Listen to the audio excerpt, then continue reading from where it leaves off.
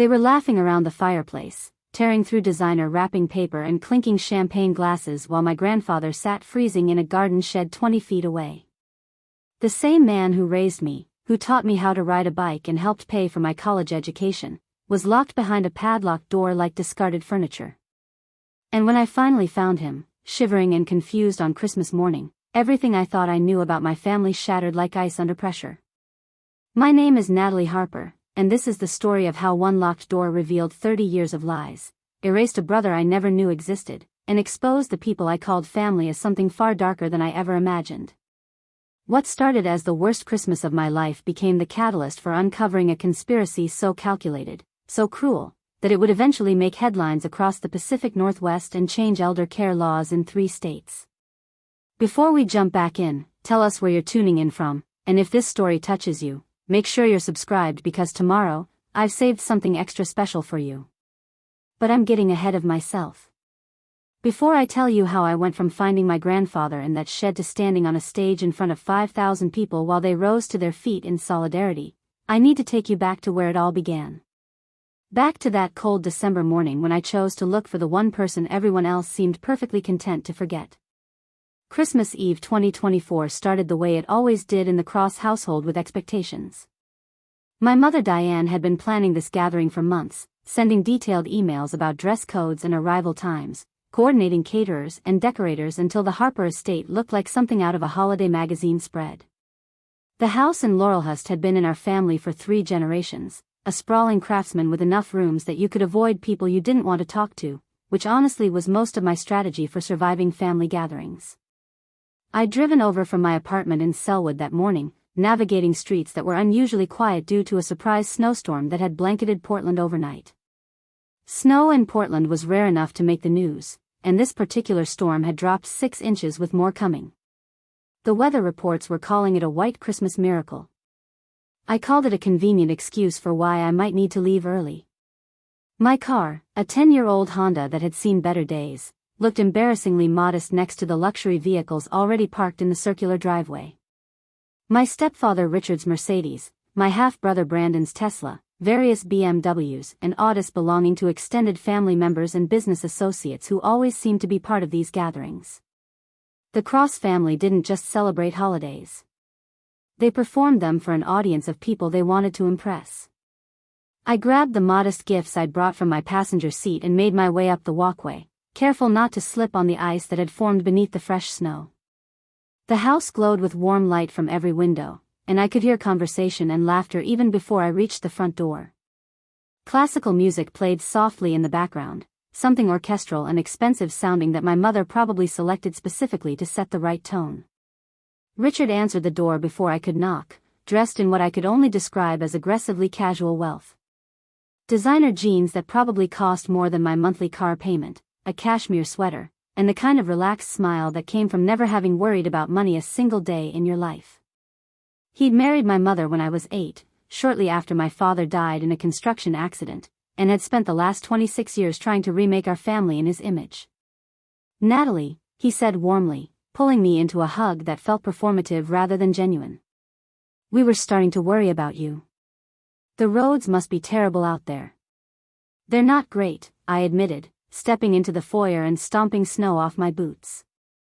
"I probably should have left earlier, but I had to work this morning." "On Christmas Eve?" Richard's eyebrows raised in what might have been concern or judgment. I could never quite tell with him. "Surely the hospital could have managed without you for one day." "Someone has to be there," I said, not bothering to correct him that I worked in healthcare administration, not as a nurse or doctor. It was a distinction my family had never quite grasped or cared to remember. Besides, I took the evening shift so I could be here for dinner. My mother appeared from the living room, a vision in cream and gold that probably required 3 hours and a professional stylist to achieve. Diane Harper Cross had made an art form out of looking effortlessly elegant, and at 58, she could still turn heads when she entered a room. She'd built a successful career in luxury real estate by understanding exactly how to present herself as aspirational, someone whose life you wanted to buy into along with her properties. "There you are," she said, air kissing near my cheek without actually making contact. "I was beginning to think you weren't coming." She looked me up and down, her smile not quite reaching her eyes as she took in my department store sweater and practical black pants. "You look comfortable." It was the kind of compliment that wasn't really a compliment at all, a specialty of my mother's that I'd been experiencing my entire life. She had a gift for making you feel simultaneously welcomed and inadequate, like she was glad you were there but wished you'd tried harder to deserve the invitation. Traffic was slow with the snow, I explained, holding up my bag of gifts. "Where should I put these?" "Oh, just add them to the pile in the sitting room." My mother waved vaguely toward the back of the house. "Brandon and Melissa are already here with the children, and Richard's business partner Gerald is in the study if you want to say hello. Dinner will be at 6 sharp, so make sure you're presentable." Presentable. There was that word again, the constant reminder that I wasn't quite measuring up to the Cross family standards. I'd heard variations of it my entire life. "Natalie, couldn't you have worn something more presentable to your cousin's wedding?" "Natalie, your apartment is nice but not very presentable for entertaining." "Natalie, your career choice is respectable but not particularly presentable at dinner parties." I made my way through the house, nodding at relatives I saw once or twice a year, accepting cheek kisses from people whose names I could barely remember. The sitting room was exactly as extravagant as I'd expected, with a Christmas tree that had to be at least 12 feet tall, decorated with what looked like antique ornaments and real crystal. Presents were stacked underneath in carefully arranged chaos, each one wrapped in coordinated paper that probably came from some boutique shop that charged by the square inch. My modest contributions looked painfully out of place among the designer boxes and elaborate bows. I'd bought practical gifts this year because that's what my budget allowed.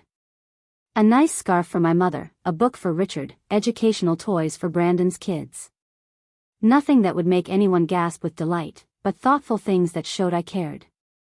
Or tried to, anyway. "Aunt Natalie." 2 small voices shrieked as my brother's children came barreling around the corner. Sophie was 7 and Max was 5, and they were the only members of the Cross family who seemed genuinely happy to see me every time I visited. I scooped them both up, one on each arm, spinning them around until they giggled. "Hey troublemakers," I said. "Have you been good this year or are you on Santa's naughty list?" "We've been very good," Sophie informed me seriously.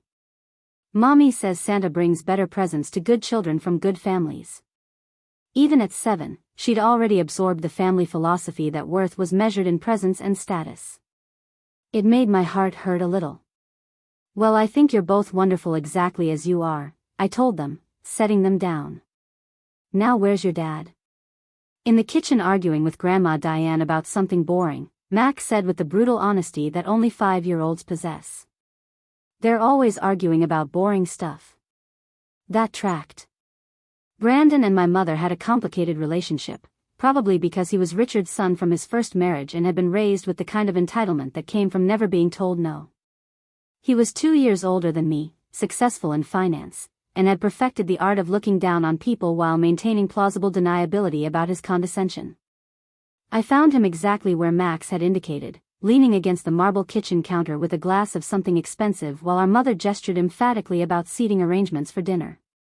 Brandon looked like a younger, slightly softer version of Richard, with the same carefully maintained appearance and air of someone who expected the world to accommodate his preferences. "There she is," Brandon said when he spotted me, his tone suggesting my arrival was both expected and slightly disappointing. "The working-class hero graces us with her presence." "Good to see you too, Brandon," I replied evenly. I'd learned years ago not to take his bait. He fed on reactions, and I'd stopped giving him the satisfaction somewhere around my 25th birthday. My mother interrupted whatever response he was forming.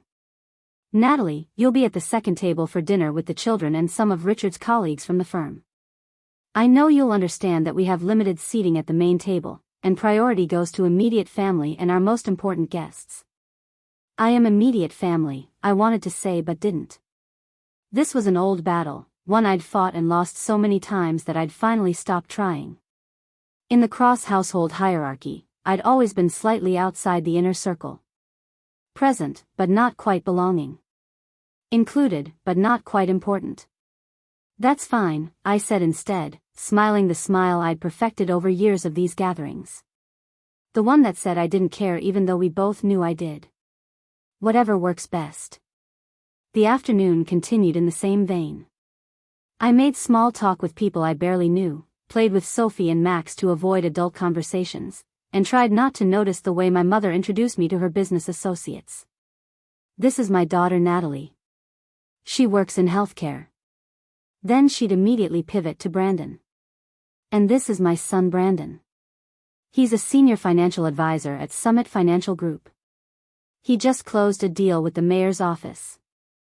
The distinction was always there, subtle but unmistakable. Brandon was someone to be proud of, someone whose accomplishments reflected well on the family.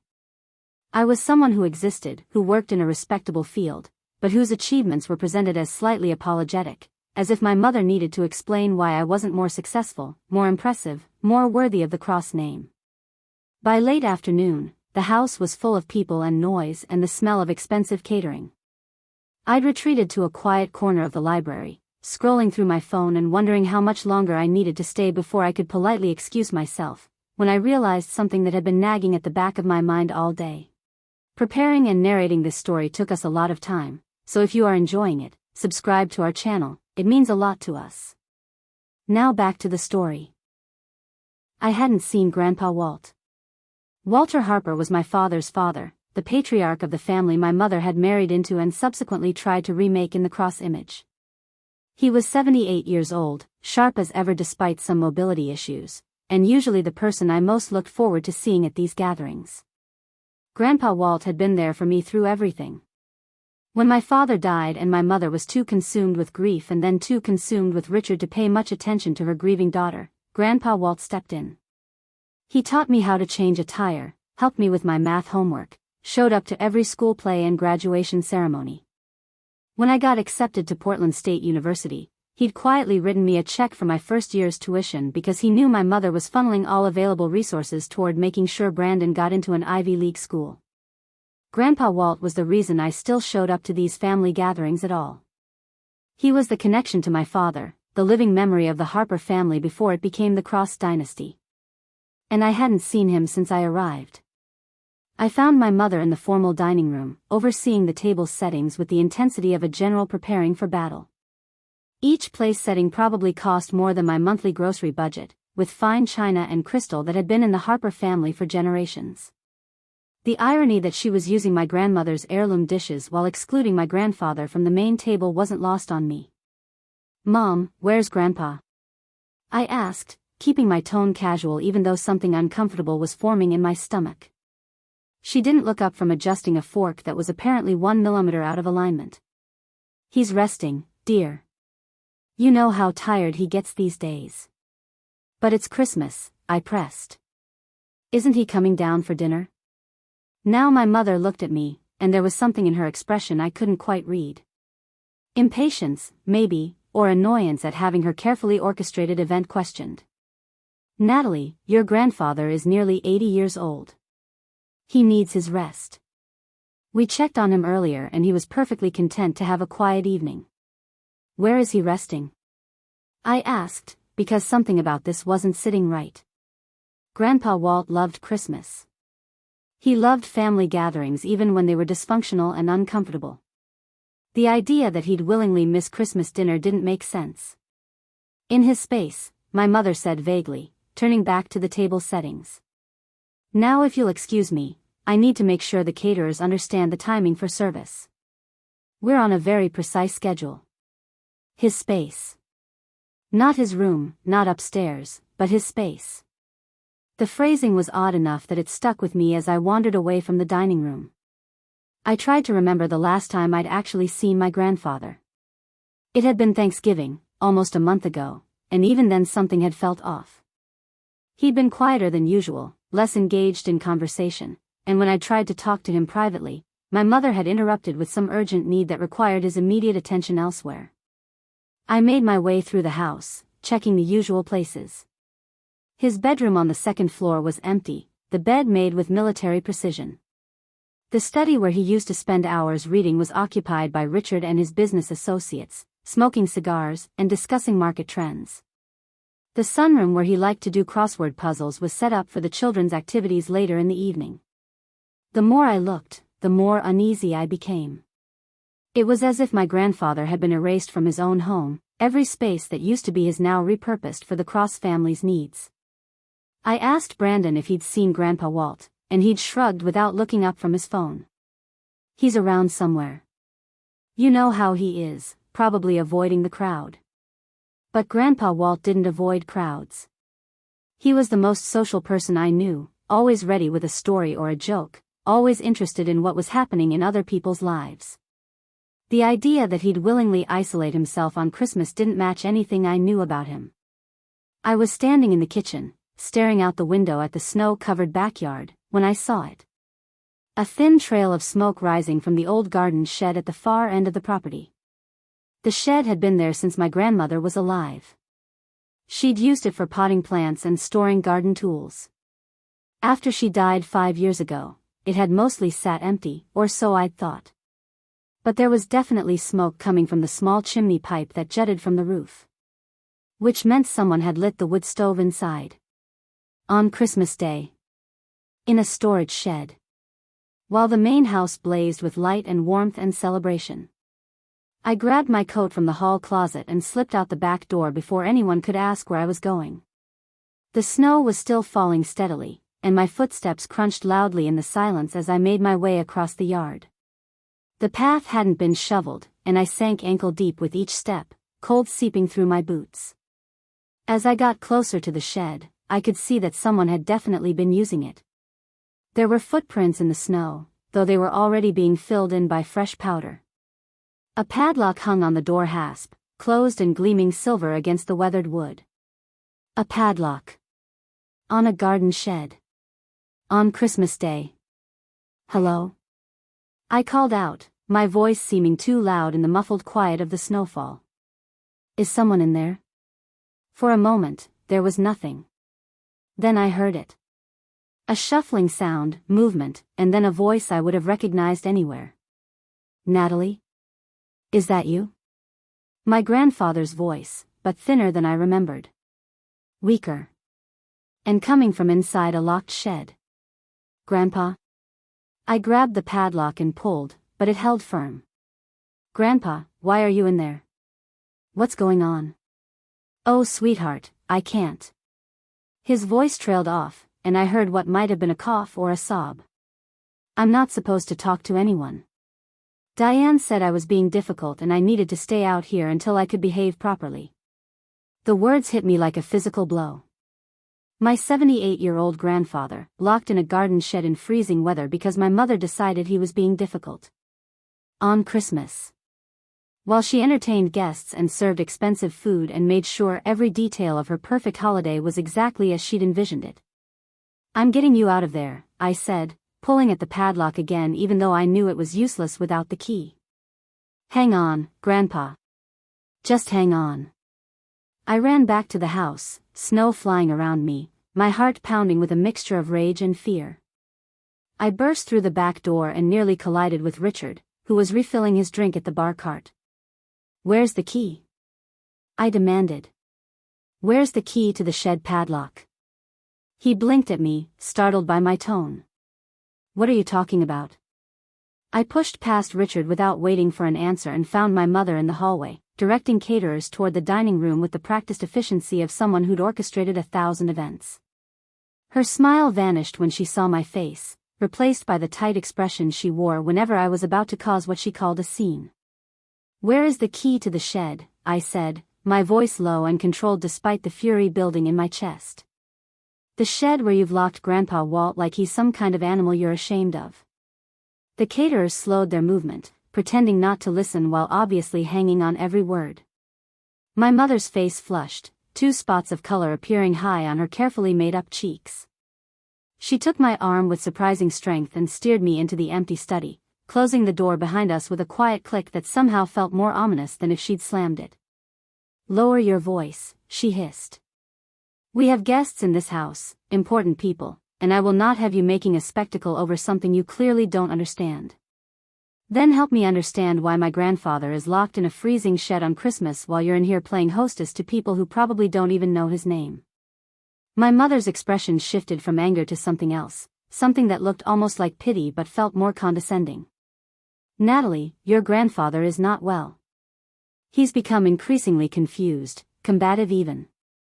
This morning he had what can only be described as an episode during breakfast preparations. He was yelling about people who aren't here, making wild accusations, disrupting the entire household when we have dozens of guests arriving. So you locked him outside, I said, my voice flat. In December. During a snowstorm. I gave him a space where he could calm down without disturbing everyone else.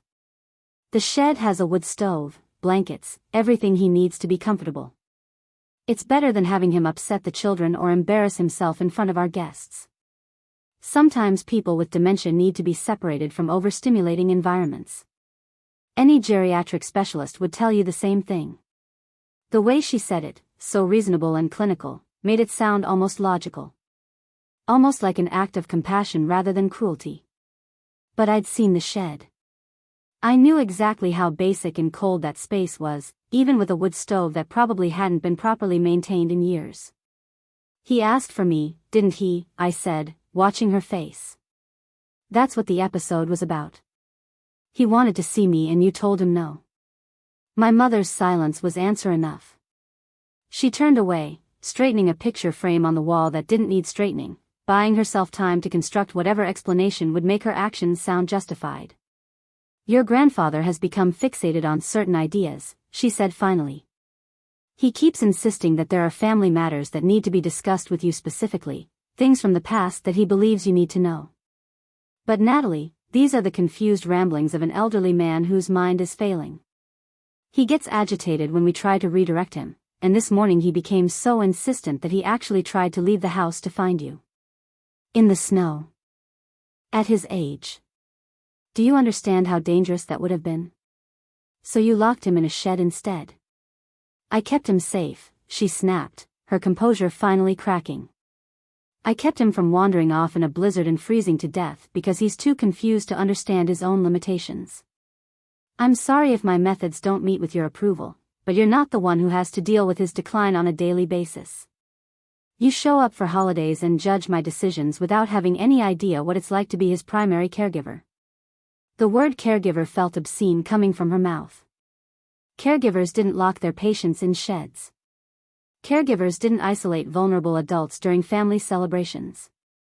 Whatever my mother was doing, it wasn't care.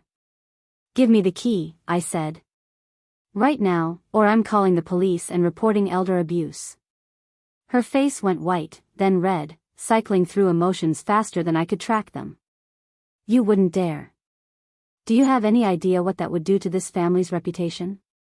Richard's business relationships? Brandon's position at the firm? Your grandfather's own dignity? His dignity, I repeated, almost laughing at the absurdity. You think locking him in a shed protects his dignity? I think sometimes we have to make difficult choices to protect the people we love from themselves, she said, and for just a moment, I saw something in her eyes that might have been genuine pain. You don't know what it's been like, Natalie. Watching him fade, dealing with his confusion and his anger. The man I married isn't the man he is now, and I'm doing the best I can with an impossible situation. It was probably the most honest thing she'd said to me in years, and I almost felt sympathy for her. Almost. But then I remembered my grandfather's voice through that locked door, thin and confused and asking if it was really me, and any sympathy I might have felt evaporated. The key, I repeated. Now.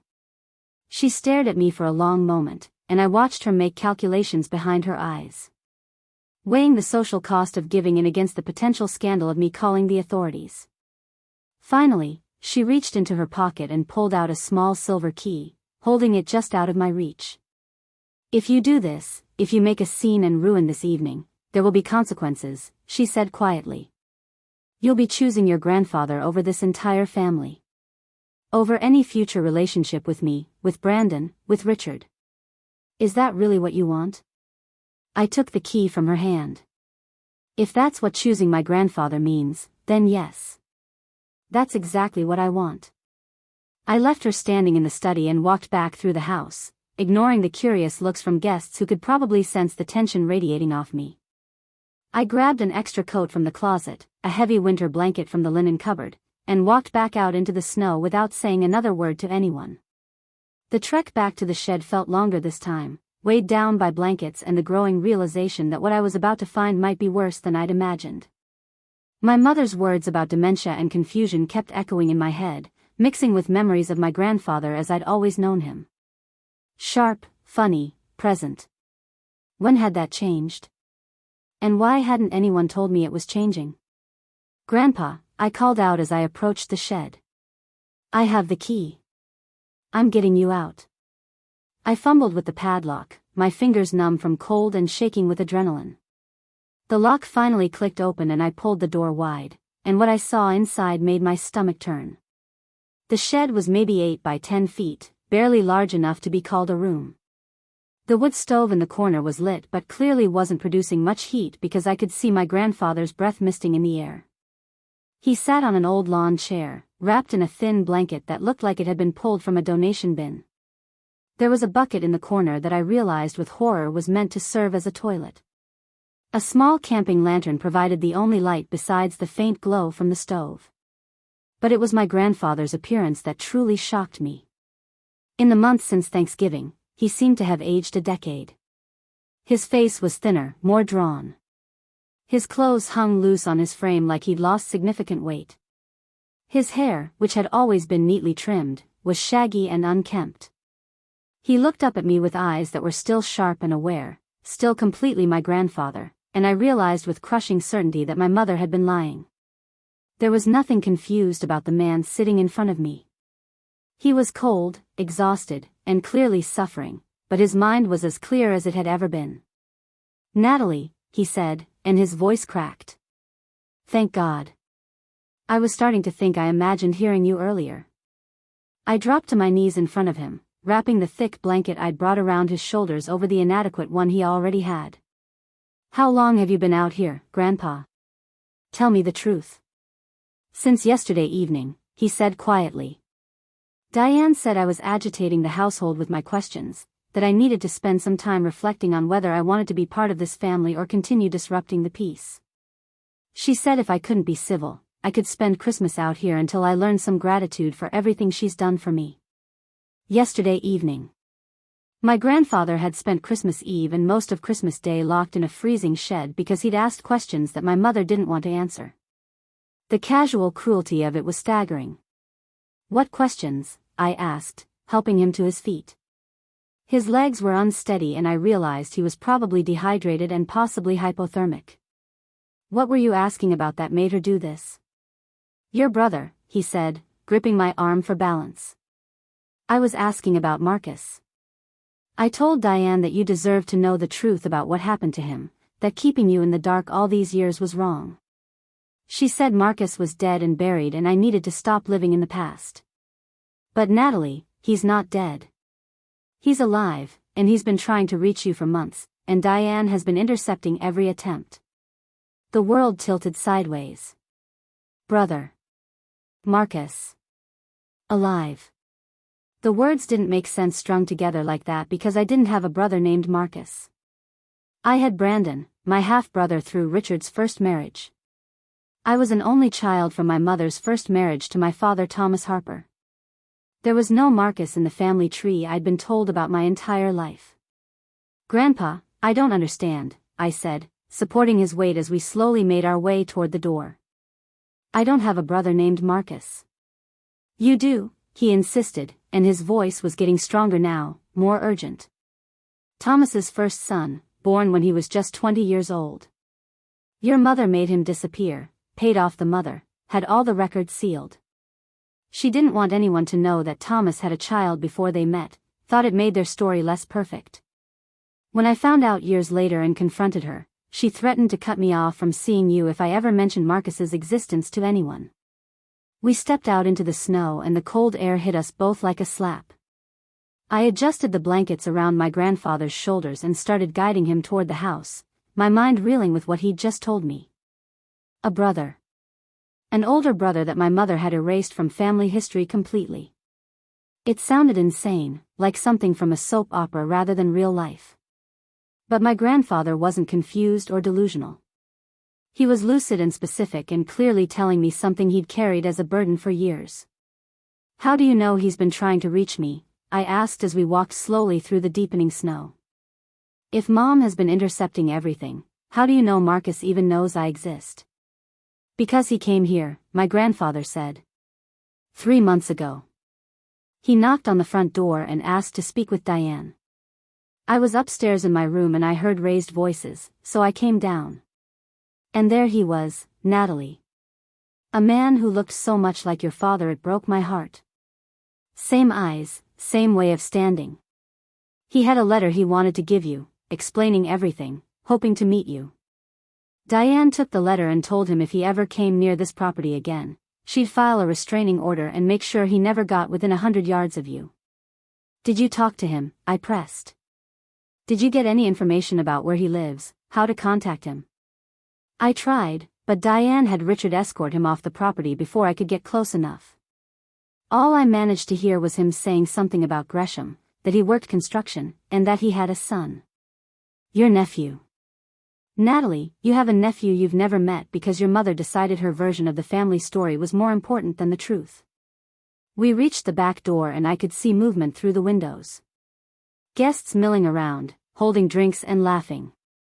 The party was in full swing, everyone oblivious to what had just happened 20 feet from where they stood. I thought about walking my grandfather directly into that crowd, making a scene exactly like my mother had warned against. Forcing everyone to confront what she'd done. But looking at my grandfather, shaking from cold and exhaustion, I knew what he needed more than vindication was warmth and medical attention. The revenge could wait. His health couldn't. "We're going to the hospital," I said firmly. "You need to be checked by a doctor. Then we're going to figure out how to find Marcus and get some real answers about what's been going on." My grandfather nodded, too tired to argue. As I helped him through the door, we almost collided with Brandon, who was coming from the kitchen with a fresh drink. He stopped short, taking in the scene with obvious confusion. "What the hell, Natalie," he started, but I cut him off. "Get out of my way," I said coldly. "And tell Mom that when I get back from the hospital, she and I are going to have a very long conversation about elder abuse and family secrets. If she's smart, she'll use the time to find herself a good lawyer." Brandon's mouth opened and closed like a fish, but no sound came out. I guided my grandfather past him and toward the front door, grabbing my car keys from the hall table. Behind us, I could hear the party continuing, oblivious to the fact that the foundation of the Cross family facade had just developed fatal cracks. The drive to Providence Portland Medical Center took 20 minutes through snow-covered streets. My grandfather dozed in the passenger seat, wrapped in blankets and finally warm enough to relax. I kept glancing over at him, this man who had been my rock my entire life, and felt rage building in my chest at how he'd been treated. Not just today, but apparently for years if what he said about Marcus was true. The emergency room was surprisingly quiet for Christmas night. I got my grandfather checked in and watched as nurses whisked him away for evaluation, promising someone would update me soon. I sat in the waiting area surrounded by blinking Christmas decorations and tried to process everything that had happened in the last hour. I had a brother. Or possibly a brother. A man named Marcus who looked like my dead father, who had a son, who lived in Gresham and worked construction. A man my mother had paid to disappear before I was even born, and who she'd threatened when he tried to make contact. If it was true, and I had no reason to doubt my grandfather's clear and specific account, then my entire understanding of my family was built on lies. My phone buzzed with incoming texts. First from my mother, then Brandon, then Richard. I ignored all of them. They could wait. Everything could wait until I knew my grandfather was stable and I had time to think clearly about what came next. A doctor appeared after about an hour, a tired-looking woman in her 50s with kind eyes. "Miss Harper? Your grandfather is stable. Mild hypothermia, dehydration, and he's showing signs of malnutrition that suggest he hasn't been eating properly for some time. We're keeping him overnight for observation and to get some fluids in him. He's asking for you if you'd like to see him." I followed her through the maze of corridors to a private room where my grandfather sat propped up in bed, looking small and fragile in a hospital gown. But his eyes were alert and he managed a weak smile when I entered. "Your mother has called here 4 times already," he said. "Demanding to speak with me, insisting there's been a terrible misunderstanding. The nurses have been very polite about telling her that I'm not taking calls." "Good," I said, pulling a chair close to his bedside. "Grandpa, I need you to tell me everything. Start from the beginning. Who is Marcus and why did Mom want him erased?" My grandfather took a deep breath and began talking, and what he told me over the next hour rewrote my entire history. My father, Thomas Harper, had gotten his high school girlfriend pregnant when they were both 19. The girl, Caroline, came from a poor family, and when she told Thomas about the baby, his parents, my grandparents, had pressured them to get married and do the right thing. They'd had a small wedding and Marcus was born 7 months later in 1984. But Thomas was young and overwhelmed and the marriage fell apart within 2 years. My grandparents helped support Caroline and baby Marcus financially, but Thomas himself struggled with being a father so young. He moved out, started working construction, tried to build a life for himself while still contributing what he could to his son's upbringing. Then he met my mother. Diane was beautiful, ambitious, and completely different from anyone Thomas had known. She was studying business at Portland State and had plans that didn't include being tied down to a man with a failed marriage and a toddler son. According to my grandfather, she'd given Thomas an ultimatum early in their relationship. He could be with her and have the future she was planning for both of them, or he could be tied to his past. But he couldn't have both. Thomas chose Diane. My grandfather's voice was heavy with old grief as he explained how his son had essentially walked away from Marcus to build a new life with my mother. Caroline was devastated but also practical. She accepted a settlement from my mother, a significant amount of money in exchange for moving to another state and agreeing that Thomas would have no further contact with Marcus. My grandparents had fought against it, tried to maintain a relationship with their grandson, but Diane had been relentless. When I was born a year later, she'd made it clear that any mention of Marcus in front of me would result in me being cut off from my father's family entirely. So we went along with it, my grandfather said, tears running down his weathered face. We chose access to you over honesty about Marcus.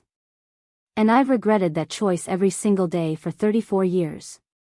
Does Marcus know about me? I asked, trying to imagine what it must have been like for him growing up knowing his father had chosen a new family over him. He figured it out eventually. Caroline told him when he was a teenager, thought he deserved to know the truth. He tried to reach out to Thomas a few times over the years, but your mother always intercepted. And then when your father died in that accident, Marcus came to the funeral. Stood in the back, didn't introduce himself to anyone, just wanted to pay his respects to the father who abandoned him. I saw him there and recognized him immediately. Gave him my phone number and told him if he ever wanted to know about Thomas, about his family, he could call me anytime. And did he? I asked, though I already knew the answer. Every few months for years. We'd meet for coffee, I'd show him pictures of you growing up, tell him stories about his father. Marcus never blamed Thomas, never seemed angry about being abandoned. He just wanted to understand where he came from, wanted to know he had roots somewhere. And then a few years ago, after your grandmother died, he started asking if he could meet you. He had a son by then, wanted Tyler to know he had an aunt and extended family. I kept telling him the timing wasn't right, that Diane would never allow it. But after she moved me into that shed configuration, started treating me like I was losing my mind to justify isolating me, I realized I was running out of time to make things right. That's why you tried to tell me this morning, I said. That's what the episode was really about. He nodded. I told Diane either she arranged for you and Marcus to meet or I was going to tell you everything myself. She said I was confused, that there was no Marcus, that I was having delusions about Thomas's past. When I insisted I was perfectly lucid and she knew it, that's when she decided I needed to be removed from the house until I could be more cooperative. She's been threatening for months to have me declared incompetent, to get conservatorship so she can control my assets and my medical decisions. The shed was her way of showing me what would happen if I didn't fall in line. The pieces were falling into place now, forming a picture of systematic abuse and manipulation that had been going on far longer than just today. My mother had been isolating my grandfather, controlling his narrative, threatening him into silence about secrets she'd spent decades burying. And she'd been doing it all while presenting herself to the world as a devoted daughter-in-law caring for an aging relative. "I need to find Marcus," I said. "If he was here 3 months ago, there has to be some way to track him down." My grandfather reached for the small bag of personal belongings the hospital had stored for him. In the front pocket of my jacket. I managed to grab it before Diane locked me out there. "It's Marcus's business card. He must have dropped it during the confrontation. I've been carrying it with me every day, waiting for a chance to give it to you." I pulled out a worn business card that had clearly been handled many times. "Buildright Construction, Marcus Harper, Site Supervisor." And below that, a phone number with a 503 area code. My brother's contact information, hidden in my grandfather's pocket while my mother pretended he didn't exist. "I'm calling him right now," I said, pulling out my phone. "Natalie, it's Christmas night. Maybe wait until tomorrow when you've had time to process all of this." But I was already dialing, because I'd spent 34 years not knowing I had a brother and I wasn't waiting another day. The phone rang 3 times before a man's voice answered, cautious and guarded. "Hello? Is this Marcus Harper?" I asked, my heart pounding so hard I could hear it in my ears. "Who's asking?" "My name is Natalie Harper. I'm calling because I just found out something that I think you already know. I'm your sister." The silence on the other end of the line stretched so long I thought he might have hung up. Then I heard a shaky exhale, the kind of breath someone takes when they're trying to hold themselves together. "Natalie," he said, and my name in his voice sounded both foreign and familiar at the same time. I've been waiting years for this call. I almost stopped believing it would ever happen. "I'm at Providence Portland Medical Center with our grandfather," I said, the word grandfather feeling strange applied to someone I'd just learned existed. "He told me everything. About you, about what our mother did, about why you were erased. I need to meet you. I need to understand what happened and why I've spent my entire life not knowing you existed." There was another pause, and I could hear voices in the background, a child asking a question. Marcus said something muffled, probably covering the phone, then came back clearer. "I'm actually not far from the hospital. I was visiting a friend in the area. I could be there in 20 minutes if you want to meet tonight." "Yes," I said immediately. "Yes, please come. I'm in the emergency wing, waiting area near the main entrance." "Natalie," he said, and his voice was thick with emotion. "Does your mother know you're calling me? Because if she finds out before we can talk, she's going to do everything in her power to stop this from happening. She already knows something is happening. I found Grandpa locked in a shed at her house and brought him here. The whole perfect Christmas she was orchestrating fell apart about 2 hours ago. So whatever damage control she's planning, it's too late. The truth is already out." "Then I'll be there soon," he said. "And Natalie, thank you. Thank you for calling.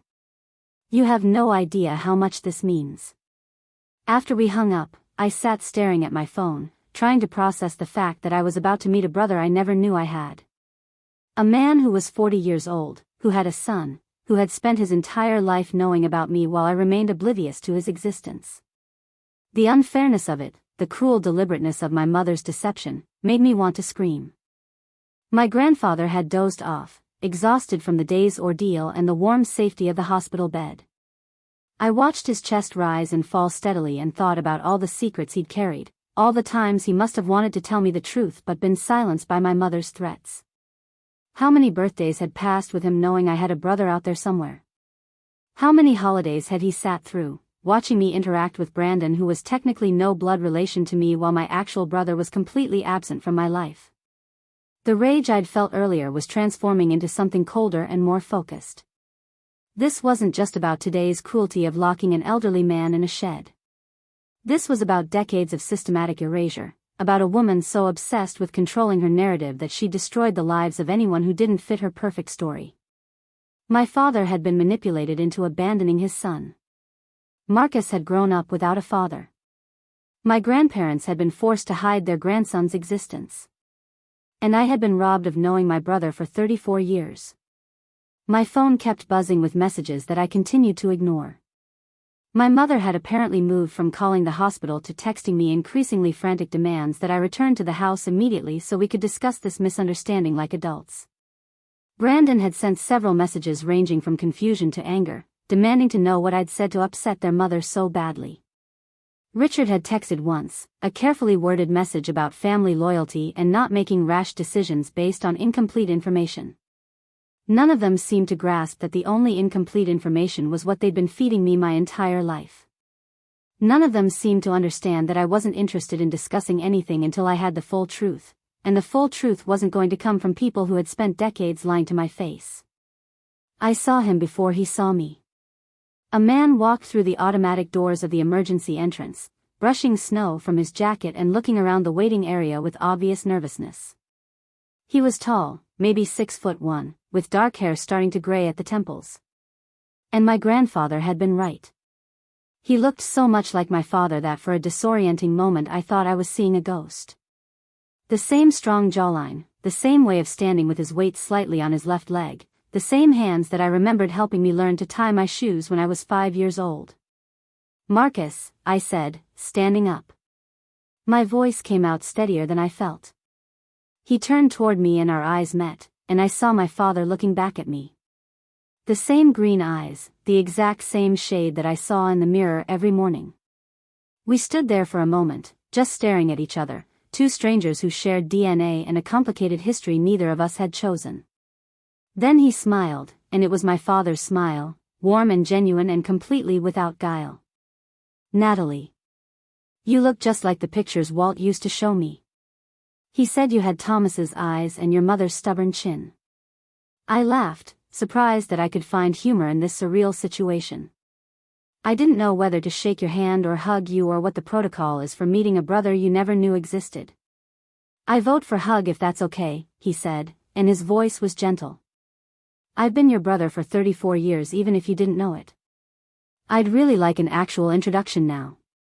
We met in the middle of the waiting room, and when his arms went around me, something in my chest that had been tight and painful for as long as I could remember suddenly loosened. This was family in a way I'd never experienced with my mother or Brandon or even Richard. This was blood connection without manipulation, kinship without conditions. When we pulled apart, we were both crying. A nurse walking by smiled at us, probably assuming we were a couple reuniting after some crisis. She had no idea she was witnessing something far more complicated and meaningful. We sat down in adjacent chairs and I studied his face, cataloging all the ways he resembled our father and all the ways he was uniquely himself. He had calluses on his hands from construction work, a small scar above his left eyebrow, and lines around his eyes that suggested he smiled often despite everything he'd been through. "Tell me about yourself," I said. "Tell me everything, because I have 34 years to catch up on and I don't want to miss anything." Marcus laughed, a sound that was both nervous and delighted. "That's a lot of ground to cover. Where do you want me to start?" "Start with what happened after your mom took you away. Start with growing up knowing about me while I had no idea you existed." So he did. He told me about moving to Sacramento with his mother Caroline when he was 3 years old, living in a small apartment while she worked 2 jobs to make ends meet. He told me about knowing from a young age that his father had another family, another daughter, a life that didn't include him. His mother had never spoken badly about our father, which I found remarkable given the circumstances. She'd explained that sometimes people made choices they couldn't take back, that our father had been young and scared and pressured into abandoning his son by people who thought they knew what was best. "I grew up okay," Marcus said, and I could tell he meant it. "Mom was great, gave me as normal a childhood as she could. I played Little League, did decent in school, had friends. But there was always this hole, you know? This knowledge that somewhere I had a father who didn't want to know me and a sister who probably didn't even know I existed." When I was 16, Mom finally told me the whole story. About Diane paying her off, about the agreement to stay away, about how Thomas had chosen his new family over his old one. "Were you angry?" I asked, because I would have been furious in his position. "At first, yeah. I was a teenager and it felt like the ultimate rejection. But as I got older, I started to understand the situation was more complicated than just my father being a deadbeat. He was manipulated by someone who saw me as an obstacle to the life she wanted. And honestly, by the time I was old enough to really process it all, Thomas was already gone. He died when I was 23. I came to the funeral like I told Walt, stood in the back, watched you cry over your father's casket and wanted so badly to introduce myself. To tell you that you weren't alone in your grief, that I was mourning him too even though I barely knew him. Why didn't you? I asked. Because I saw your mother watching the crowd like a hawk, and I knew if I approached you, she'd make a scene at your father's funeral. I wasn't going to do that to you. You were 19 years old and you'd just lost your dad. You didn't need the additional trauma of finding out your whole family history was a lie. The consideration he'd shown for my well-being, even when we were strangers, even when he had every right to be angry and resentful, said more about his character than anything else could have. He'd put my emotional welfare above his own need to be acknowledged, and I didn't know how to articulate how much that meant. Tell me about your son, I said, wanting to shift to something happier. Grandpa said you have a boy named Tyler. Marcus's entire face lit up. Tyler's 11. Smart as hell, plays soccer, obsessed with building things. He's with his mom tonight, Christmas with her family. We're divorced but we get along great, split custody evenly. He knows about you. I've told him for years that he has an aunt he's never met, shown him pictures that Walt gave me. Tyler asks about you sometimes, wonders if you'll ever want to know him. Of course I want to know him, I said immediately. I want to know both of you. I want to make up for every birthday I missed, every holiday we should have spent together. I want Tyler to know he has family beyond just his parents. Marcus's eyes filled with tears again. I've imagined this conversation so many times. Practiced what I'd say if I ever got the chance to meet you. But I never let myself really believe it would happen. Your mother was so adamant that I stay away, so threatening about what she'd do if I tried to contact you. When I showed up at the house 3 months ago, she told me if I came near you again she'd file a restraining order and tell everyone I was stalking her daughter. She can't do that anymore, I said firmly.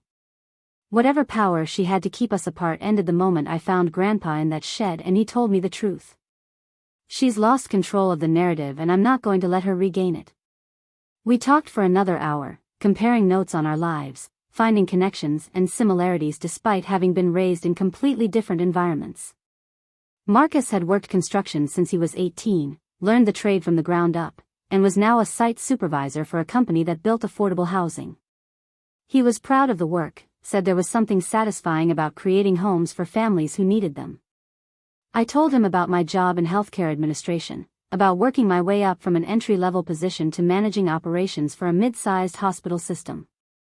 We'd both built solid lives for ourselves despite the circumstances of our upbringings. We'd both found ways to be successful and fulfilled without the kind of wealth and social status my mother prized above everything else. And we'd both spent our adult lives feeling like something was missing, like there was a piece of our family puzzle that didn't fit quite right. Now I know what was missing, I said. It was you. It was knowing I had a brother who understood what it meant to be part of this messy, complicated family. Marcus reached over and squeezed my hand. We're going to fix this, Natalie. I don't know how yet, but we're going to make sure your mother can't keep doing this to people. What she did to our grandfather today, locking him in a shed because he tried to tell you the truth, that's elder abuse. What she's been doing to him for years, isolating him and threatening him into silence, that's systematic mistreatment. And what she did to us, keeping us apart for decades, that's something I don't even have a name for but it feels criminal. I'd been thinking the same thing during our conversation. My mother's actions weren't just morally wrong, they potentially crossed legal lines. Elder abuse was a prosecutable offense in Oregon. Financial exploitation of a vulnerable adult carried serious penalties. And if we could prove that she'd been systematically isolating and threatening my grandfather, there might be grounds for removing her as his primary caregiver and pursuing criminal charges. But to build that kind of case, we needed documentation, evidence, witnesses who could testify to a pattern of behavior. We needed more than just my grandfather's word and Marcus's story about being paid off decades ago. We needed something that would hold up in court and protect my grandfather from any future retaliation. I know someone who might be able to help us, I said, pulling out my phone. An attorney who specializes in elder law. I met him at a healthcare conference last year and we've stayed in touch. If anyone would know how to approach this situation, it's Lawrence Barrett.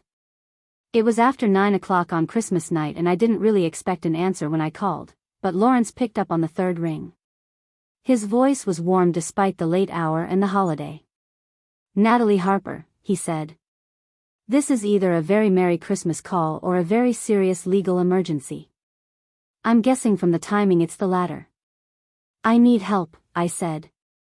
My grandfather has been the victim of elder abuse and I need to know what options we have to protect him and hold his abuser accountable. Tell me everything, Lawrence said, and I heard rustling in the background like he was grabbing a notepad. Start from the beginning and don't leave anything out. So I told him.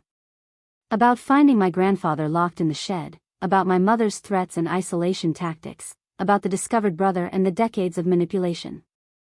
I told him about my grandfather's fear that my mother would have him declared incompetent to gain control of his assets. I told him about the weight loss and the shabby conditions and the bucket that served as a toilet in that 8x10 shed. Lawrence was silent for a long moment after I finished. Then he said something that made my blood run cold. Natalie, what you're describing isn't just abuse. It's a pattern of exploitation that suggests your mother may have been planning this for a long time. The threats about conservatorship, the isolation from family members who might question her actions, the physical neglect. These are classic signs of someone positioning themselves to take control of an elder's estate and medical decisions. Have you checked on your grandfather's finances recently? Do you know if your mother has access to his accounts or legal authority over his assets? I don't know, I admitted. I've always assumed Grandpa was managing his own affairs. He seemed perfectly competent the last time I saw him at Thanksgiving. But how did he seem before that? Lawrence pressed.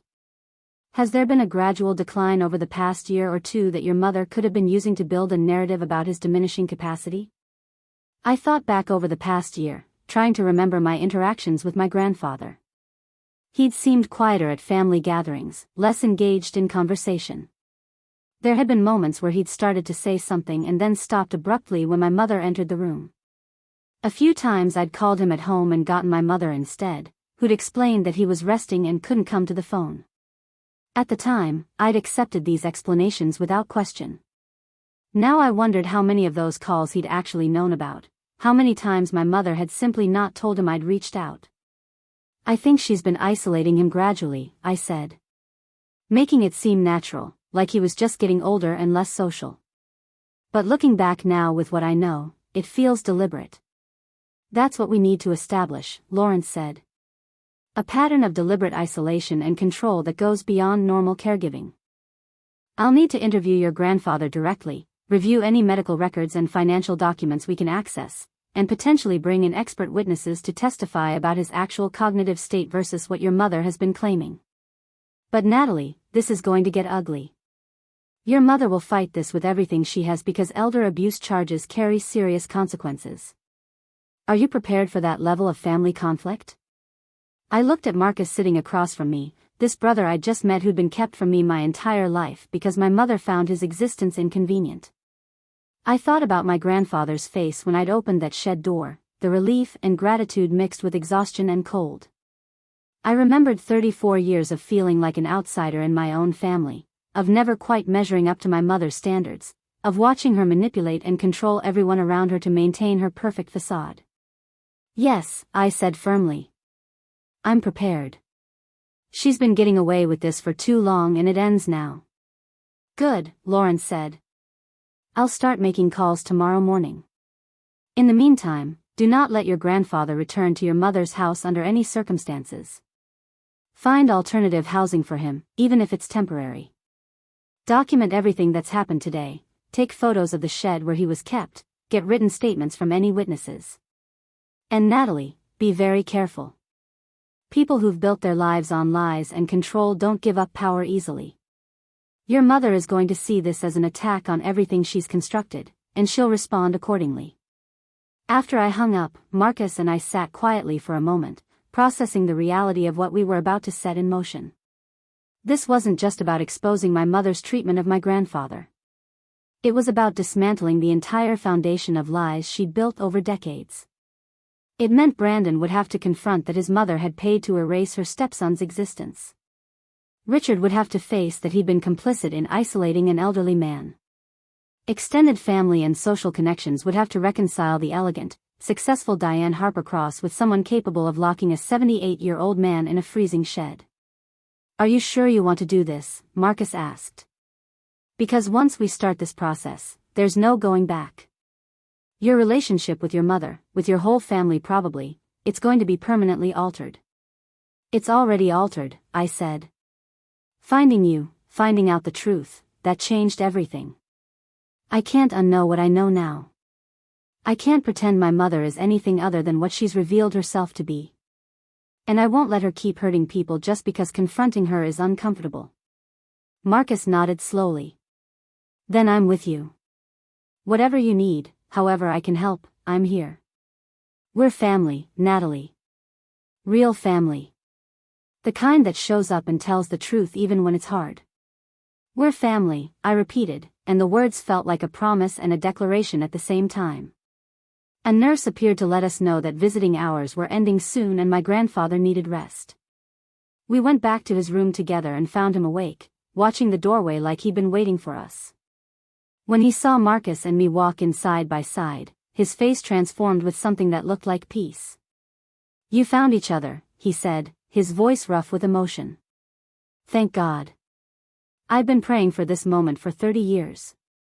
Marcus went to one side of the bed and I went to the other, and we each took one of our grandfather's hands. The three of us, 3 generations of Harpers who'd been kept apart by one woman's determination to control her family story.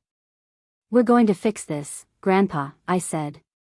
"We're going to make sure Mom can't hurt you or anyone else anymore. But I need you to be honest with me about everything. Has she been controlling your finances? Has she been threatening you with conservatorship?" My grandfather's grip tightened on my hand. "She's been moving money from my accounts for the past 6 months. Small amounts at first, then larger transfers. When I questioned her about it, she said I was confused, that I'd authorized the transactions but didn't remember. She's been talking to doctors about having me evaluated for dementia, shopping around for one who will support her narrative that I'm not capable of managing my own affairs." "Do you have dementia?" I asked directly. "Has any doctor actually diagnosed you with cognitive decline?" "No," he said firmly. "I'm old and I move slower than I used to, but my mind is as sharp as ever. Every doctor I've seen has said the same thing.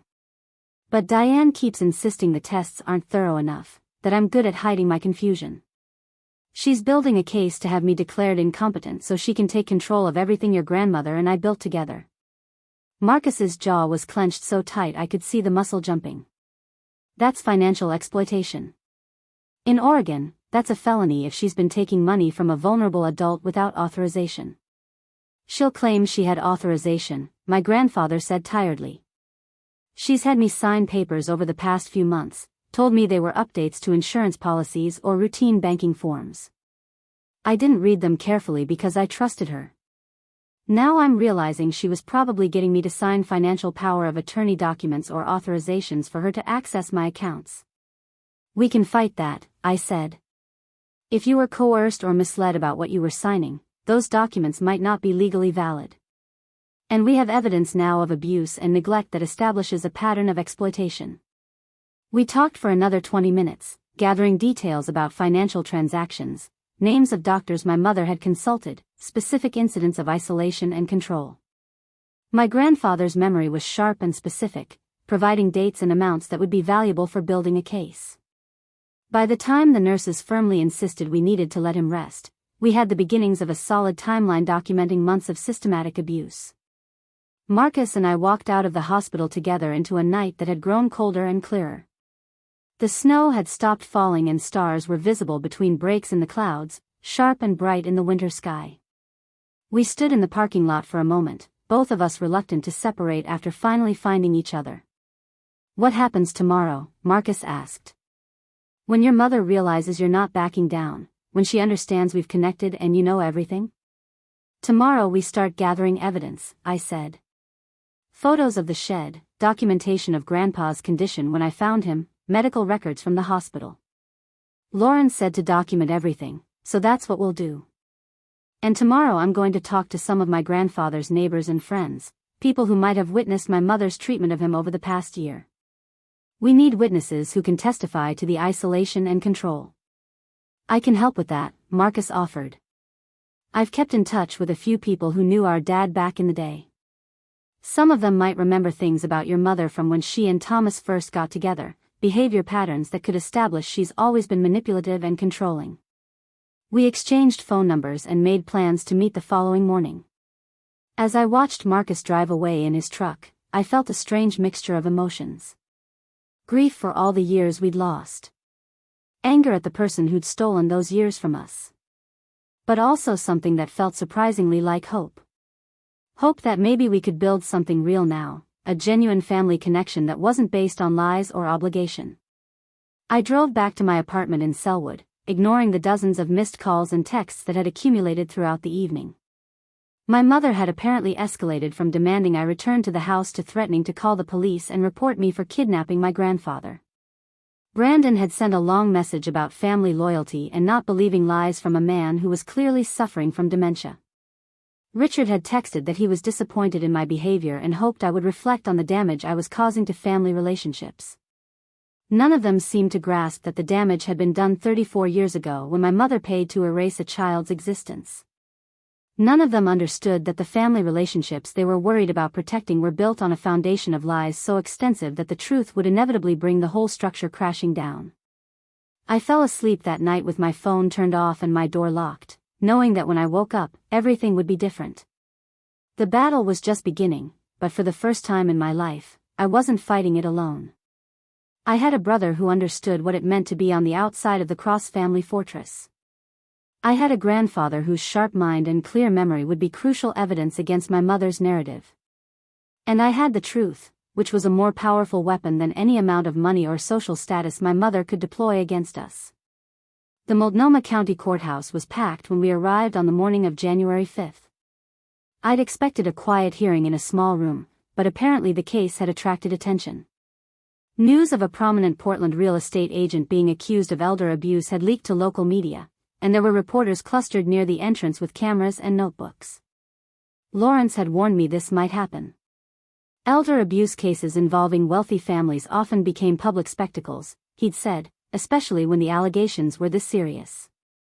The court of public opinion would be weighing in alongside the legal proceedings, and we needed to be prepared for our lives to become uncomfortably visible.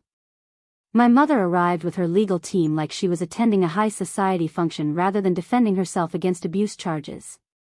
She wore a dove gray suit that probably cost more than my monthly rent, her hair perfectly styled, her makeup flawless. She looked like the successful businesswoman she'd spent decades cultivating herself to be, poised and confident and completely in control. It was a performance, and she executed it brilliantly. Brandon and Richard flanked her like bodyguards, both of them wearing expensive suits and expressions of righteous indignation. They walked past us without acknowledgement, though Brandon shot me a look that contained equal parts anger and something that might have been disappointment. He'd left 3 voicemails over the past week, each one more frustrated than the last, demanding I drop this crusade before I destroyed the family's reputation permanently. But that reputation was built on secrets and erasure, and I had no interest in protecting it anymore. We were directed to a courtroom on the 3rd floor, a formal space with wood paneling and uncomfortable benches that reminded me of old movies about dramatic trials. Judge Patricia Morrison presided, a woman in her mid-60s with steel gray hair and a reputation for having no patience for family drama. Lawrence had assured me that was good for our case. Judge Morrison would cut through the emotional manipulation and focus on facts, on documentation, on evidence rather than performance. The hearing began with opening statements. My mother's lead attorney, a man named Gerald Foster who specialized in defending high-net-worth individuals against various accusations, painted a picture of devoted caregiving being misconstrued by family members with ulterior motives. He spoke about the challenges of caring for an aging parent, the difficult decisions that had to be made, the way confusion and memory issues could make even the most loving care appear sinister to outside observers. My client has dedicated herself to Walter Harper's well-being for over 2 decades, Foster said, his voice smooth and persuasive. She has managed his medical appointments, his medications, his daily needs with tireless devotion. The allegations being made today are based on a single incident that has been wildly exaggerated and taken out of context by family members who have their own reasons for wanting to discredit Mrs. Cross. When Lawrence stood for our opening statement, his approach was completely different. He didn't rely on emotional appeals or sweeping characterizations. Instead, he laid out a timeline of documented abuse, piece by piece, each incident supported by evidence that would be presented throughout the hearing. Your Honor, this case involves a vulnerable adult who was systematically isolated, financially exploited, and physically endangered by someone who was supposed to be his caregiver. We will present photographic evidence of conditions that amount to imprisonment. We will present financial records showing unauthorized transfers totaling over $120,000.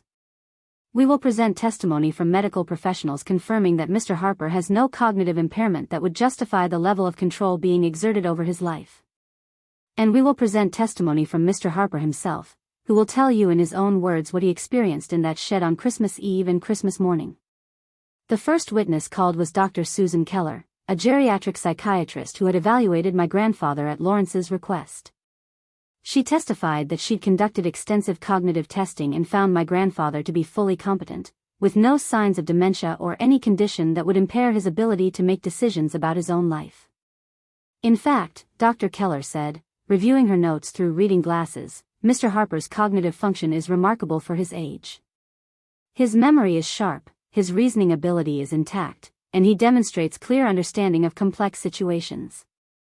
There is absolutely no medical justification for restricting his autonomy or managing his affairs without his explicit consent. Foster cross-examined aggressively, suggesting that my grandfather might be good at hiding his confusion, that elderly people often performed well in testing environments even when they struggled in daily life. But Dr. Keller held firm, citing specific test results and comparing them to normative data for his age group. The next witness was Philip Jameson, a neighbor who had lived 2 houses down from the Harper estate for 15 years. Philip was in his 70s, retired from teaching, and had known my grandfather since before my grandmother died. His testimony was devastating for my mother's case. I used to see Walt out in his garden almost every day, Philip said.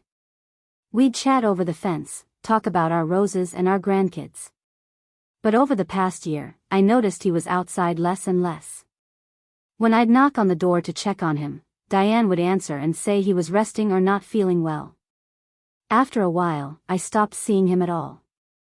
I asked Diane about it once and she told me Walt was experiencing some memory issues and she was keeping him inside for his own safety. Did you ever speak with Mr. Harper directly about these alleged memory issues? Lawrence asked. Once, about 6 months ago. I ran into him at the grocery store when he was there with Diane. I asked how he was feeling and he seemed perfectly fine, completely himself. But Diane interrupted and said we needed to get going, that Walt tired easily.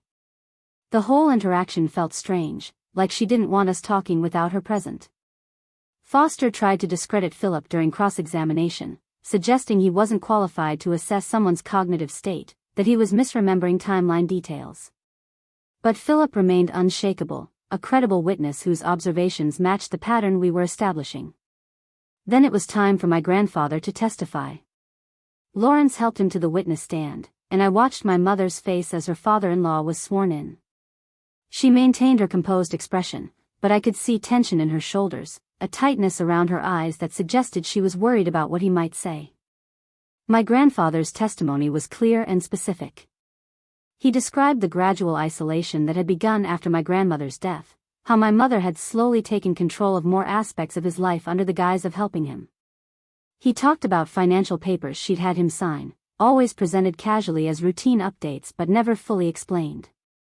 He described asking questions about where his money was going and being told he was confused, that the transactions he was concerned about had never happened or had been authorized by him even though he had no memory of authorizing them. When Lawrence asked about Christmas, my grandfather's voice grew stronger. He described waking up on Christmas Eve morning excited to see family, especially hoping I would visit. He'd mentioned to my mother that he wanted to talk to me privately about Marcus, about the brother I'd never been told about, and she became agitated. She said I was trying to ruin her perfect holiday with ancient history that didn't matter anymore, my grandfather testified. She said if I couldn't be grateful for everything she'd done for me, if I couldn't keep my mouth shut for one day, then I didn't deserve to be part of the celebration. When I insisted that Natalie deserved to know the truth about her brother, Diane told me I was becoming a problem. She said I could spend Christmas reflecting on whether I wanted to be part of this family or continue disrupting everyone's peace. Judge Morrison leaned forward, her expression intent. Mr. Harper, can you describe what happened after that conversation? My grandfather took a shaky breath. She took me out to the garden shed and told me to wait there while she thought about whether I could be trusted to behave properly around guests. She said if I calmed down and agreed to stop talking about Marcus, she'd let me come inside for dinner. But if I continued to be difficult, I could spend the holiday out there thinking about my choices. How long were you in that shed, Mr. Harper? From Christmas Eve morning around 10 o'clock until Natalie found me Christmas afternoon. Nearly 30 hours. It was cold, Judge Morrison. There was a wood stove but not enough fuel to keep it going all night. I had one thin blanket and a bucket for a toilet. I could hear music and laughter from the house, could see lights and people moving around inside. And I sat there wondering if anyone would even notice I was missing, if anyone would care enough to come looking for me. The courtroom was absolutely silent. Even Foster seemed momentarily at a loss for how to counter testimony that was both heartbreaking and damningly specific.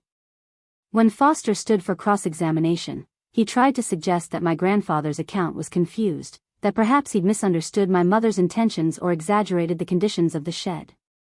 But my grandfather had documentation on his side. Vanessa's photographs were entered into evidence, showing exactly how inadequate the space had been. Medical records from the hospital showed his condition when I'd brought him in, including notes about mild hypothermia and dehydration. Mr. Harper, isn't it true that you've been making accusations against my client for months? Foster pressed. That you've claimed she's stealing from you, controlling you, trying to have you declared incompetent? Isn't it possible that your perception of events has been colored by a persecution complex related to aging and loss of independence? My grandfather looked at Foster with clear eyes. I'm 78 years old, not stupid. I know exactly what's been happening to me. Your client has been systematically taking control of my life, my money, my home. She's been isolating me from people who might question her authority. And when I tried to tell the truth about the family secrets she's been keeping, she locked me in a shed in winter. That's not persecution complex. That's abuse. The judge called for a brief recess after my grandfather's testimony. In the hallway, Marcus found me and pulled me into a quick hug. He's doing great up there, Marcus said. Every word is landing exactly right. Foster can't shake him because he's telling the truth and he knows it. Tyler was with his mother for the day, spared from having to sit through hours of legal testimony. But Marcus had taken the day off work to be here, to support our grandfather and to finally be publicly acknowledged as part of this family. Several people had done double takes when they saw him, clearly noting the resemblance to old photos of my father. The Harper genes were strong, and Marcus carried them in his face and his bearing. When court reconvened, it was my turn to testify. Lawrence walked me through finding my grandfather in the shed, describing my shock at discovering him locked away while a party happened inside the house. I explained how my mother had initially refused to give me the key, how she'd threatened consequences if I made a scene. Foster's cross-examination focused on trying to establish that I was biased against my mother, that I'd been looking for reasons to believe the worst about her. He brought up my strained relationship with her, my distance from the family over the years. Isn't it true that you've always felt like an outsider in your own family, Miss Harper? Foster asked. That you've harbored resentment toward your mother and brother for years? I felt like an outsider because I was treated like one, I responded. But I didn't understand why until I discovered that my mother had erased my brother from family history. Once I learned about Marcus, everything else made sense. The way she kept me at arm's length, the way she prioritized Brandon over me, the way she seemed uncomfortable whenever I asked questions about my father's past. She was protecting a lie, and I was a threat to that lie because I might eventually discover the truth. But you didn't discover the truth on your own, Foster pressed. Your grandfather, who you claim is perfectly competent, is the one who told you this story about a secret brother. Isn't it possible that an elderly man confused about his own memories planted these ideas in your head? Marcus isn't confused or imaginary, I said calmly. He's sitting right there in the third row. Would you like to meet him? Because I'd be happy to introduce you to the brother my mother paid to disappear 40 years ago. The courtroom stirred with interest, people craning to look at Marcus. Foster, thrown by my response, moved on to other questions, but the damage was done. The existence of Marcus, his undeniable resemblance to my father, the fact that he was physically present in the courtroom, undermined any suggestion that my grandfather's story was fabrication or delusion. The forensic accountant testified next, walking the judge through a detailed analysis of every financial transaction from my grandfather's accounts over the past 6 months. The pattern was clear and damning. Small transfers that gradually increased in amount, always timed to avoid triggering automatic fraud alerts, always made to accounts my mother controlled. In total, Mrs. Cross transferred $123,000 from Mr. Harper's savings and investment accounts, the accountant testified. When confronted about these transfers, she claimed Mr. Harper had authorized them for household expenses and his ongoing care. However, I found no documentation of authorization, no invoices for services rendered that would justify these amounts, and no indication that Mr. Harper was aware these transfers were occurring. Foster argued that my mother had verbal authorization from my grandfather, that not everything needed to be documented in writing when you were caring for a family member. But the accountant pointed out that the amounts were far too large to be reasonable household expenses, and the timing coincided with my mother beginning the conservatorship process. It appears Mrs. Cross was attempting to move assets before a court-appointed conservator might have oversight of these accounts, the accountant said. This is a common pattern in financial exploitation cases where the perpetrator knows their access might soon be restricted. The final witness of the day was Vanessa Rodriguez, who walked the judge through her investigation and documentation. She'd interviewed dozens of people over the past 2 weeks, building a comprehensive picture of my grandfather's life under my mother's control. Former friends who'd been told he wasn't taking visitors anymore. Healthcare providers who'd been instructed to discuss his care only with my mother. Financial advisors who'd raised concerns about unusual account activity only to be told my grandfather was becoming forgetful and my mother was handling things. Every person I spoke with described the same pattern, Vanessa testified. Gradual isolation, increasing control, and a narrative that Mr. Harper was declining mentally even though no one who actually interacted with him saw evidence of that decline. Mrs. Cross was creating a false story to justify taking over his life completely. By the time the court adjourned for the day, I felt cautiously optimistic. We'd presented a strong case, backed by documentation and credible witnesses. My mother's defense seemed to rely primarily on attacking our credibility rather than actually explaining away the evidence. But I knew better than to assume anything. Family law was complicated, and judges had wide discretion in how they interpreted evidence and testimony. That evening, Marcus, my grandfather, and I had dinner at a small Italian restaurant near my apartment. We were exhausted from the emotional intensity of the hearing, but there was also a sense of relief that we'd gotten through the hardest part. My grandfather had testified clearly and credibly. The evidence had been presented comprehensively.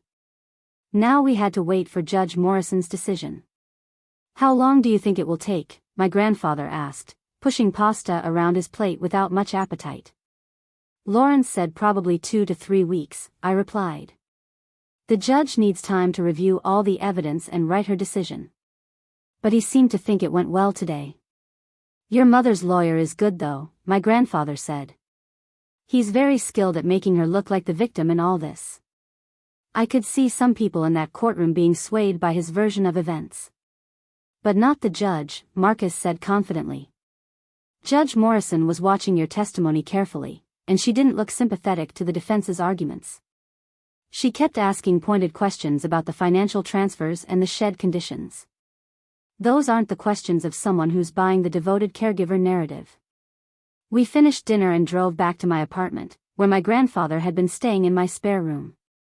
The space was cramped and far from ideal, but he'd insisted he felt safer there than he had in months at the Harper estate.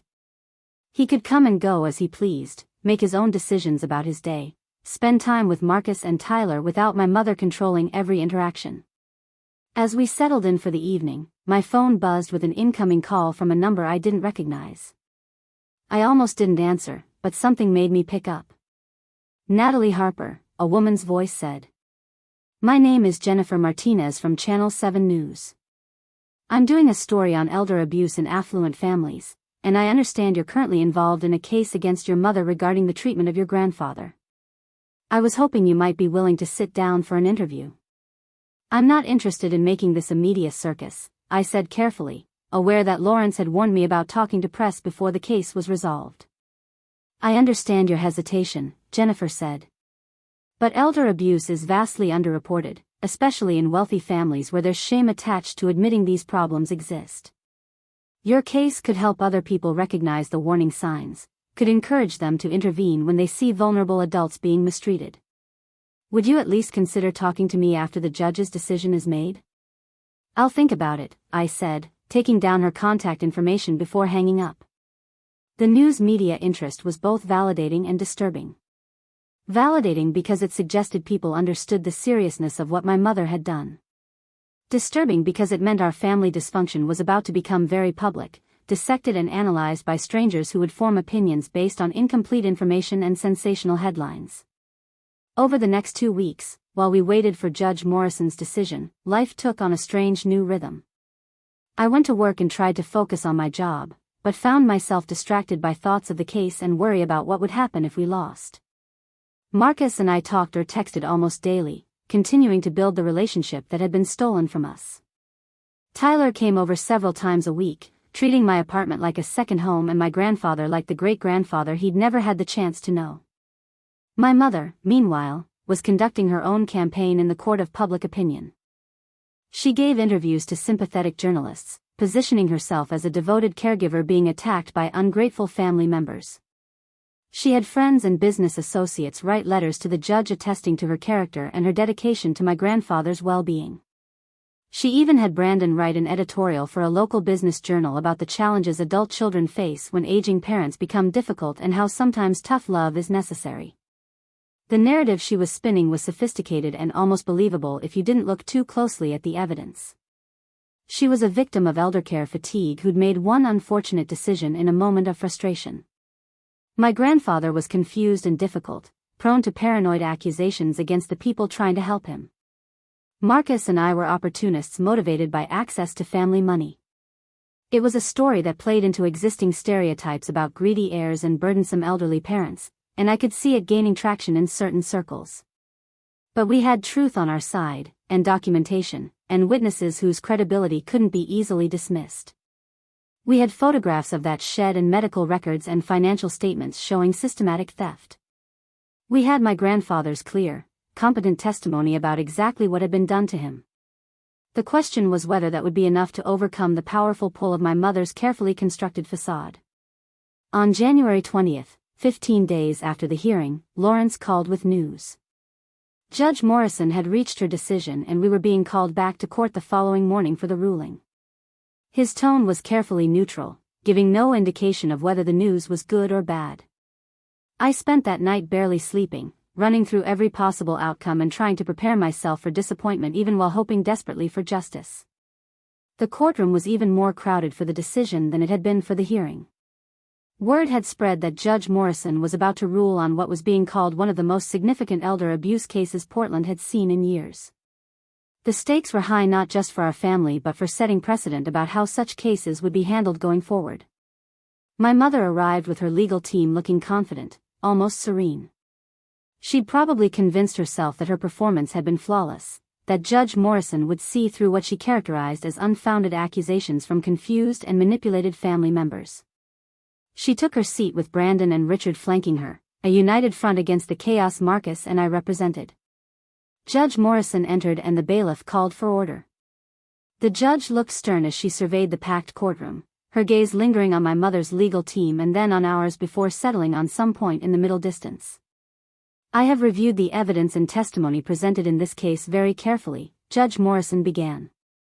The allegations are serious and the implications extend far beyond this family. The question before me is whether Mrs. Diane Harper Cross engaged in elder abuse, financial exploitation, and endangerment of a vulnerable adult, specifically her father-in-law Walter Harper. The evidence presented to support these allegations is substantial and deeply troubling. I watched my mother's confident expression begin to crack as Judge Morrison continued speaking.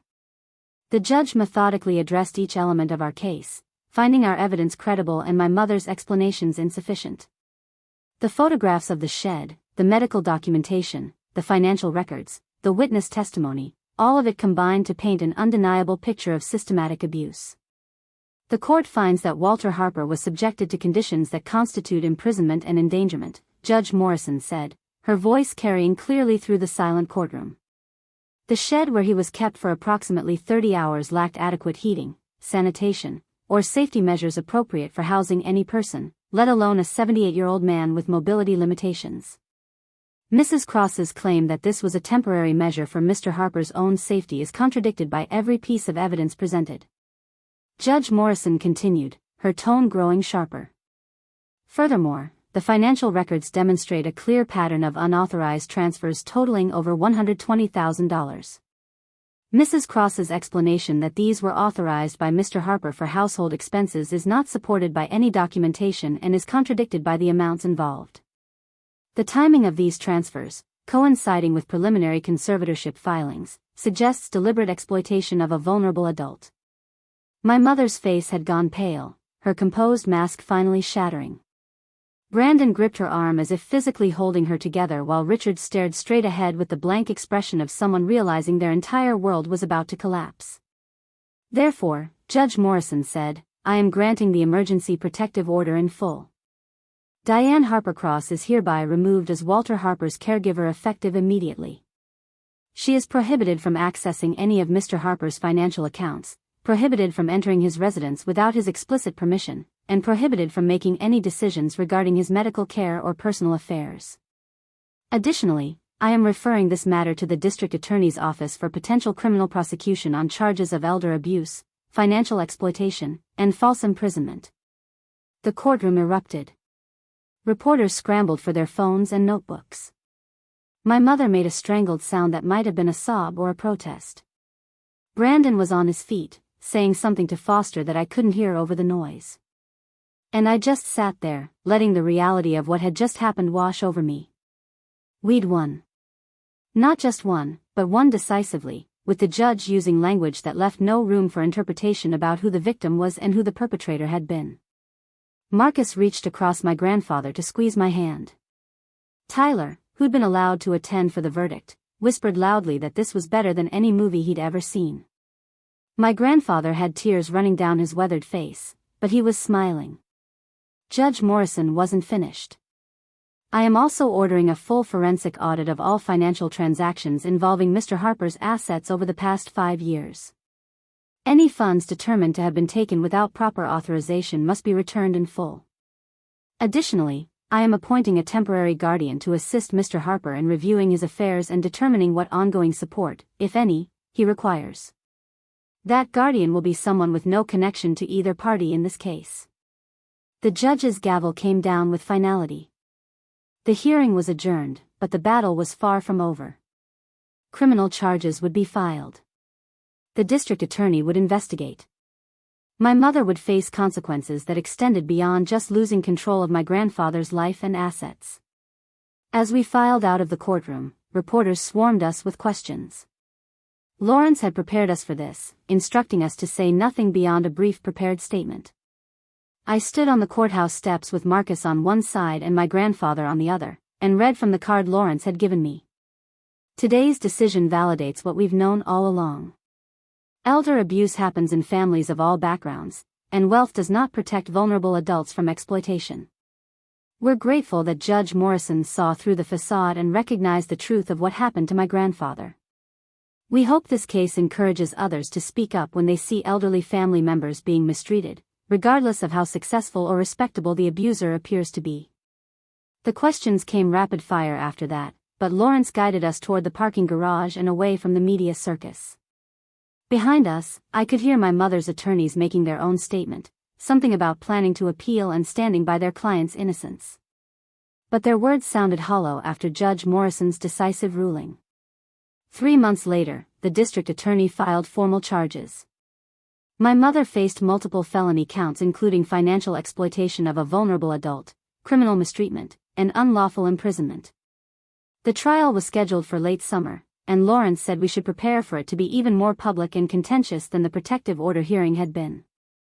But by then, Marcus and I had built something that my mother's prosecution couldn't touch. We'd established regular family dinners where Tyler and my grandfather traded terrible jokes and Marcus cooked meals that reminded me of Sunday dinners I barely remembered from childhood. We'd started Sterling Harper Family Services, a non-profit that helped connect families torn apart by manipulation and secrecy. We'd turned our painful experience into something that might help others navigate similar situations. My grandfather moved into a small house near Marcus, close enough that Tyler could bike over after school. He was healthier than he'd been in years, both physically and emotionally. The weight he'd lost returned. The haunted look in his eyes faded. He started volunteering at a community center, teaching woodworking to kids who reminded him of the grandson he'd been forced to hide for decades. The invitation to speak came from the National Elder Justice Conference, a gathering of advocates, attorneys, and policymakers focused on combating abuse of vulnerable adults. They wanted me to keynote their annual summit in Seattle, sharing our story as an example of how elder abuse could hide behind wealth and respectability. Standing backstage before my speech, I thought about that Christmas morning when I'd found my grandfather in the shed. How finding him had set everything in motion. How one locked door had revealed 30 years of locked secrets. When I walked onto that stage, 5,000 people rose to their feet in welcome. In the front row sat Marcus, Tyler, and my grandfather. My real family. The one built on truth instead of lies, on connection instead of control. I began speaking, and my voice was steady. For 34 years, I didn't know I had a brother. For that same amount of time, my grandfather carried the weight of secrets he'd been threatened into keeping. And for far too long, my mother controlled our family narrative by erasing anyone who didn't fit her perfect story. But truth has a way of surfacing, even when it's been buried for decades. The applause when I finished lasted nearly 5 minutes. People approached afterward with their own stories of family secrets and elder exploitation, of finally finding the courage to speak truth against powerful relatives. I realized our story wasn't just about one family's dysfunction. It was about the universal struggle between maintaining comfortable facades and demanding authentic connection. My mother was eventually convicted on multiple counts and sentenced to 4 years in prison. Brandon distanced himself from the scandal, relocating to San Francisco and changing his name. Richard quietly dissolved his business partnerships and retired early. The Harper estate was sold, with proceeds going to my grandfather and to establish a fund for elder abuse victims. But that's not the end of the story. The end is Tyler teaching my grandfather how to play video games. It's Marcus and me finishing each other's sentences like siblings who've known each other forever instead of just months. It's Sunday dinners where we laugh about our shared past without letting it define our future. They locked my grandfather away thinking no one would care enough to look for him. They erased my brother thinking I'd never discover the truth. They built their perfect Christmas celebration on a foundation of cruelty and secrets. But I found him. I found them both. And in doing so, I found myself. Up next, you've got 2 more standout stories right on your screen. If this one hit the mark, you won't want to pass these up. Just click and check them out.